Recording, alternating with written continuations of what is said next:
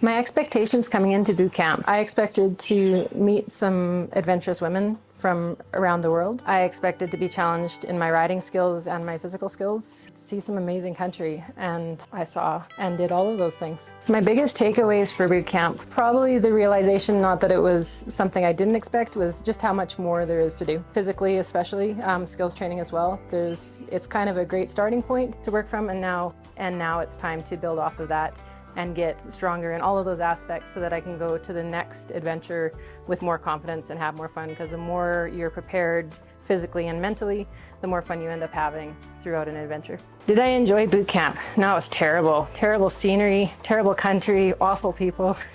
No, I've never been to Africa before, so it was an amazing experience seeing the countryside, the wide open spaces, the last few days being able to see all the animals, etc. But being able to ride it's such an amazing way to experience a country rather than going through in a vehicle. You smell all the smells, you feel all of the air going through. It was an amazing experience to go through the backcountry in this amazing area. I think boot camp helped me improve as a rider because of the diversity of what we did. We had some nice road days where you're just kind of cruising along, and then you get nice surprises like a little sand hole or some gravel. The first few days in skills training, going up some fairly intense hills, etc. And then the actual one-on-one direction with the skills training, learning different moves, learning different maneuvers with the bike, that all help be building blocks to helping with the A to B points. So the skills that we learned in more the classroom sort of setting, and then the practical application moving forward from there. As a rider, how I feel now that boot camp is completed, a little bit sad because where I'm going home to, we're not riding for several more months. There's a lot of snow and ice right now. So it's a little sad to have this lovely buildup of riding for,